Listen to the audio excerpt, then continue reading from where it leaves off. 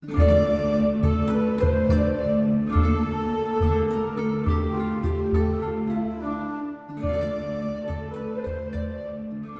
Lazarus and the Draken.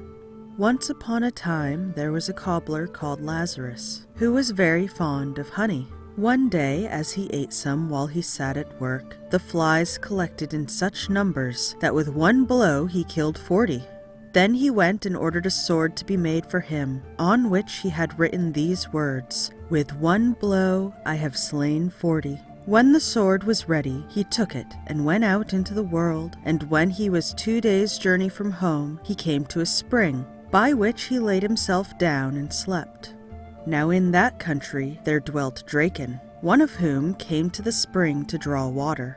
There he found Lazarus sleeping, and read what was written on his sword. Then he went back to his people and told them what he had seen, and they all advised him to make fellowship with this powerful stranger.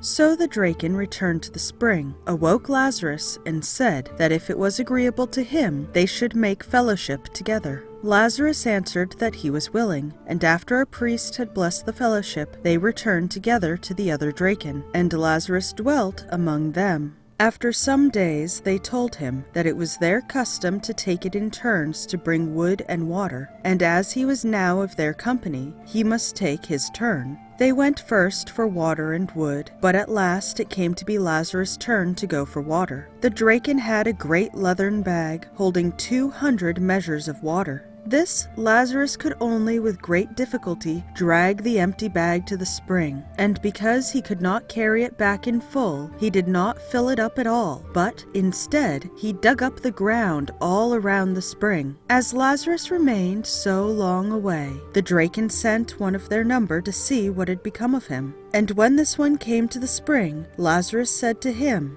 "We will no more plague ourselves by carrying water every day. I will bring the entire spring home at once, and so we shall be freed from this burden."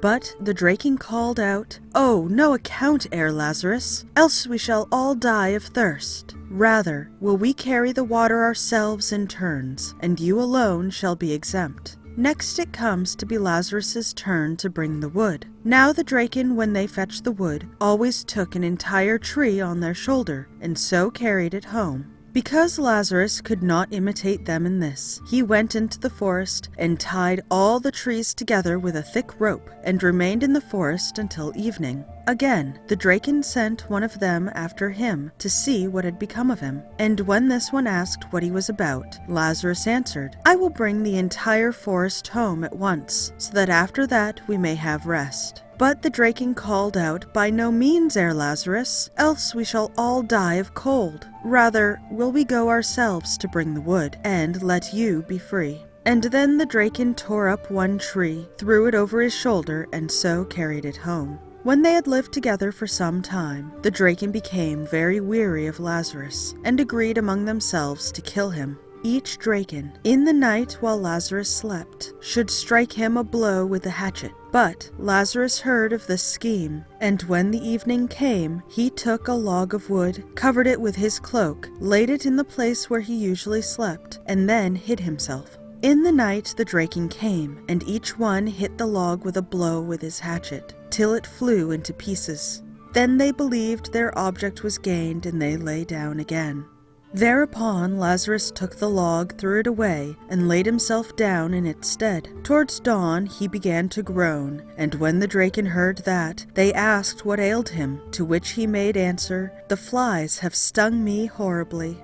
This terrified the Draken, for they believed that Lazarus took their blows for fly stings, and they determined at any price to get rid of him. The next morning, therefore, they asked him if he had not wife or child, and said that if he would like to go and visit them, they would give him a bag of gold to take away with him.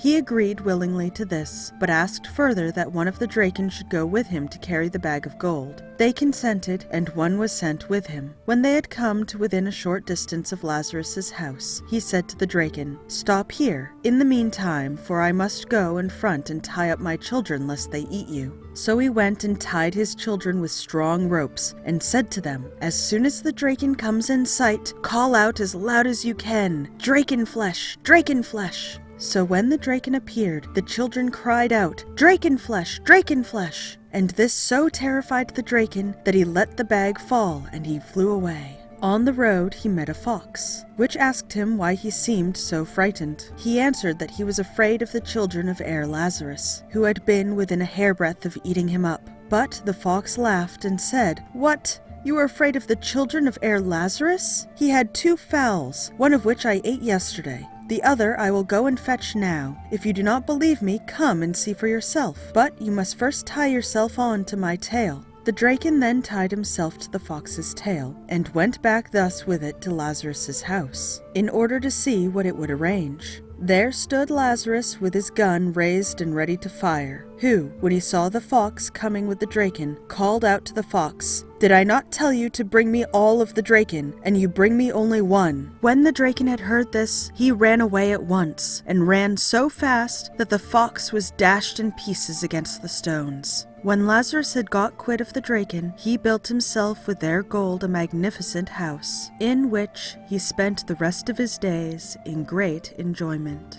So that was Herr Lazarus and the Draken, the 13th story in the Grey Fairy Book. I will be working my way through this book story by story, and if there are any other public domain books that you would like for me to read, please leave a comment below. Did you enjoy this video? Then subscribe for more, and be sure to check me out on Facebook and Patreon. Thank you for listening, and have a lovely evening.